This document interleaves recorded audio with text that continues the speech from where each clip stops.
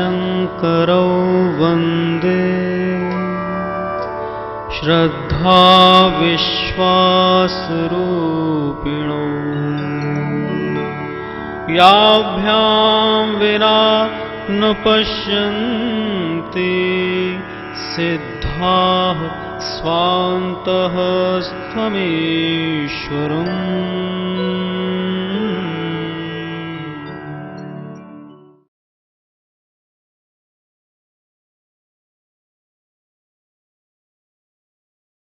Offerings to God through your spiritual mentor is very important for your all-round development. What we recommend, tithing 10% from all your incomes, 1/4 of the food which you eat, 1 hour from 24 hours a day, and then from all your belongings, it has to be 10%.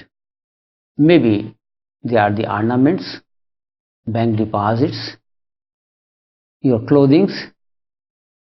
From all the possessions, 1/10 of that has to be taken apart and then offered to God through your spiritual master, the Guru. From gifts, we recommend around 50% because that is not your hard-earned income.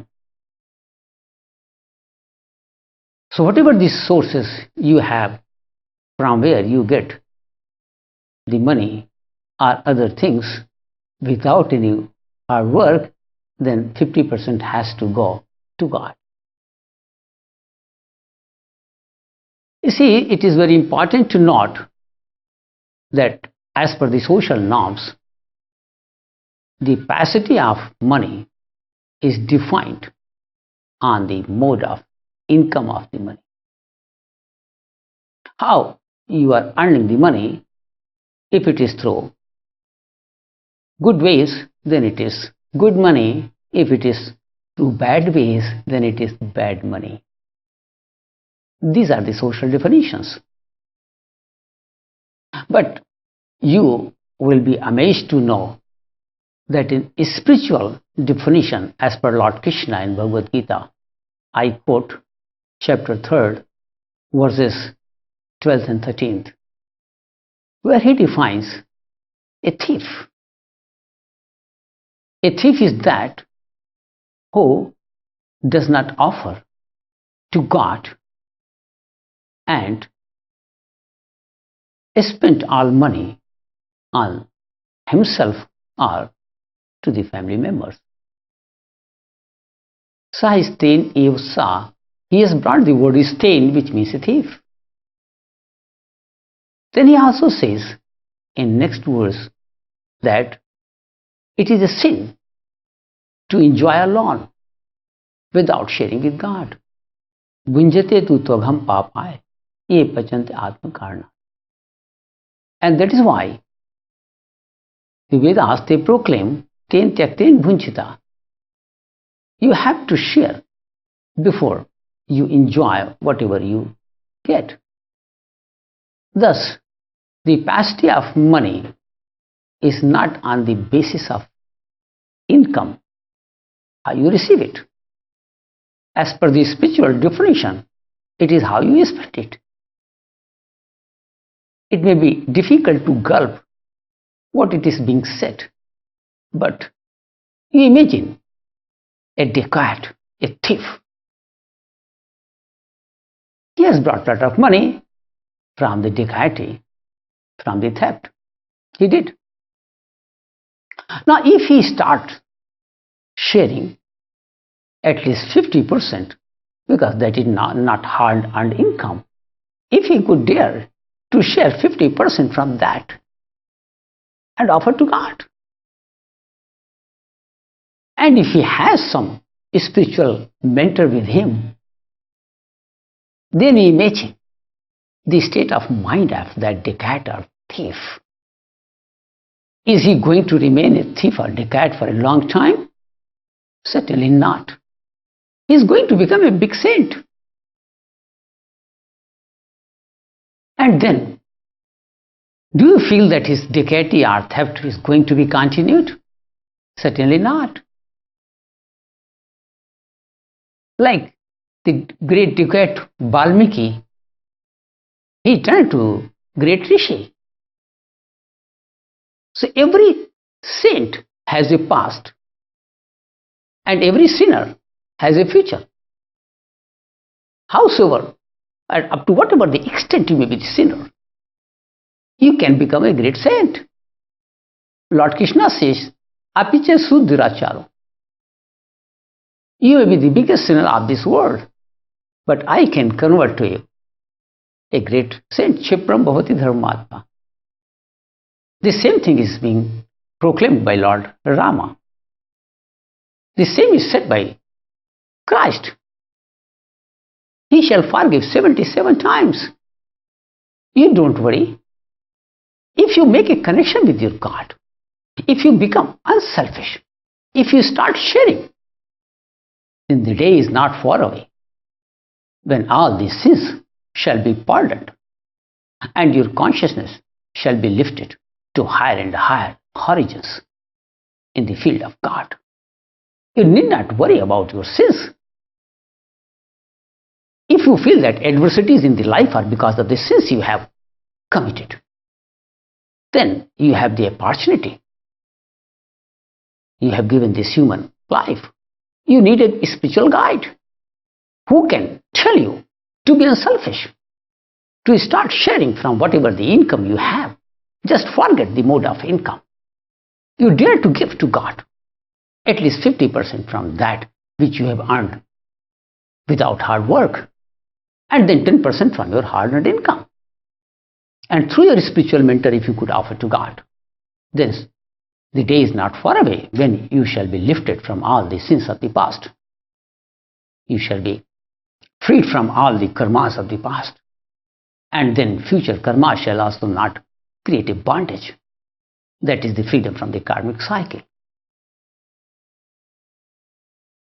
Then I tell you, in this cosmos, a law of use is working. You may search in your home the things which you have not been using for 8 to 10 years. They are becoming useless to you. If you are not using, it means they are useless. If you keep on accumulating the useless things with you, then useful things shall stop coming to you. And useful things are your peace of mind, number one. Health, number two. Prosperity, number three. Satisfaction out of life, number four. Illumination, number five. Love of God, number six. You see, all these achievements are related to your accumulating tendencies. The more you accumulate, the more unhappy you become. You do not know. Unconsciously, you keep on accumulating the things. So search in your home and locate whatever you have not been using for such a long period, maybe 8 to 10 years. So either you use it or give it to somebody else to be utilized by that. So this is the law of use working in this nature. I remember a case quoted by Shin in her book, Game of Life, How to Play. She says there was a lady who had 80 necklaces, golden and diamond, and about 350 saris. And she has not been using for 10 to 15 years. They were kept in wardrobe under lock. Even the sunlight, sun rays could not touch that. So she accumulated the useless things because she was not using, although they were the costlier items, but useless items for her. The first paralysis attack was the place where the saris are wrapped. and the second where the necklaces are hanged. And then she died. If this is the fate, we must be very overcautious that either we should use it or give it to somebody else to be utilized. This tithing is very important for getting you freed from the addictions. Any addiction. I found in America and Canada, there is a food addiction. People are overeaters because of the food addiction, and that is a big problem over there. And they have named it as a disease in medical science. And they are trying to cure it. So these food addictions, maybe they are the drug addictions, the drink addictions, liquor addictions, the smoke addiction, or whatever the addictions one has. This tithing, offering 10% to God through your spiritual mentor, becomes very important to cure, very powerful instrument to get you free from these addictions. Whatever the addictions are, they are the imprints in your subconscious mind. They make the sanskars. Why you are addicted to certain item? Because in a longer period, your subconscious mind has made the imprints in it, the desire, the enjoyment, which you have been deriving out of that. So slowly and slowly, they have been engraved in your subconscious level of mind. And thus you have become addicted. If you do not get, you become mad. So these sanskars, the imprints in your subconscious level, could be worked out by not only discarding, not only kicking the addictions. It is not possible. You have to strike in the mind where the imprints are. So the best style has been given in Sri Ramcharitmanas, and it is like this. Do not run away from the addictions. You may enjoy today. For example, you have liquor addiction. You take liquor today while enjoying the liquor today. You have to share a part of that with God. The next day, you may deprive yourself by not taking that liquor. And watch your mind, that how many times the demand for liquor has knocked to you. Remain a spectator, a viewer, and tell yourself, oh silly mind, wait for next day. Today I will not provide you any liquor. As much as you can, remain a viewer for these desires penetrating, knocking, making trouble to you. But do not get disturbed, remain a viewer. The third day, again you can enjoy the liquor with sharing with God, not with your friends. And I say, 50% from evil habits you must share. Offer it to God. Some of my friends, when they asked whom to offer to liquor, I said, God is omnipresent. You can remember God and pour it on the earth itself. But you have to feel that you are offering to God. You might have seen the Ganges water being offered to sun, although it is millions of miles away. So how they offer? They just remember it is the feeling and they pour it in the river itself.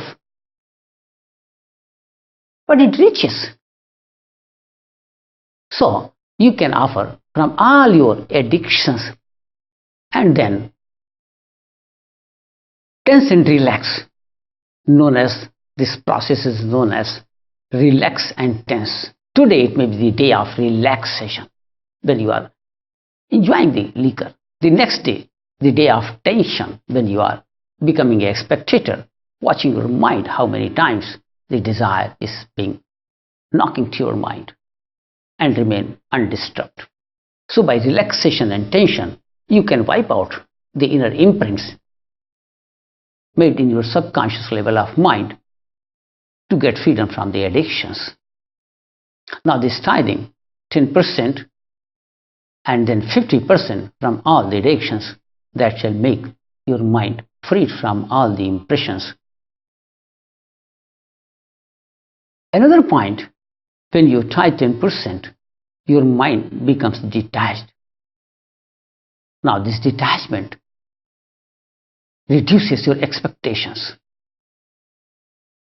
If you are watchful about your mind's activities, about the feelings what your mind has, and if you have faith in your spiritual mentor where you are making the offerings, then your expectations shall reduce, and then your duties shall increase. You shall be very responsible while working your while you are at work. You are rendering your duties. You shall be more unselfish. Your expectations, even the fruits of the actions, shall reduce, which is known as Karma Yoga by Lord Krishna in Srimad Bhagavad Gita. So your all the activities, your all the actions, your all the works shall be offered to God, and the mind shall become detached. So your family problems, where your expectations are too much and where duties are reducing.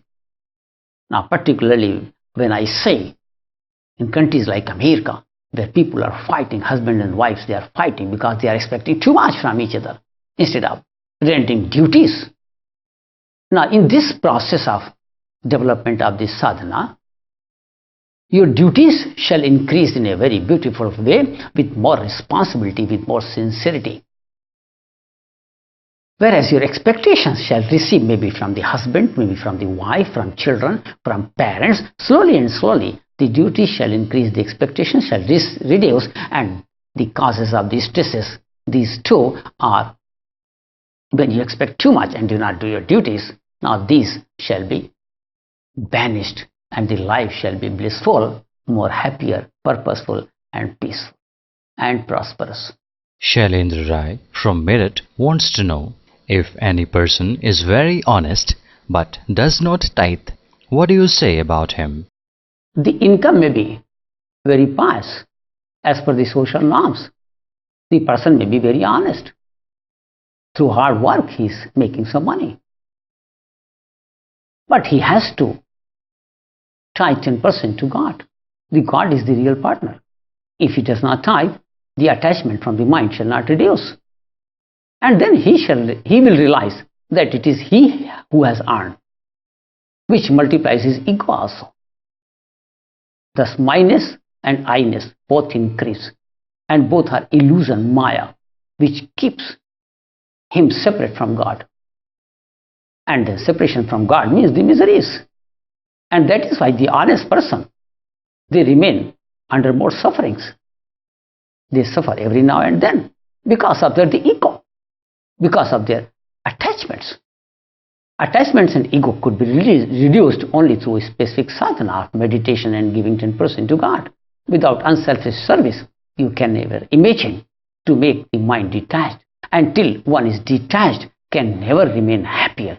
So it is not the mode of income which is very important. It is the mode of investment very important. One must take out 10% from whatever the income he has. Tap Seva Sumiran is a unique lifestyle for holistic development of human personality at physical, vital, mental, intellectual and spiritual planes.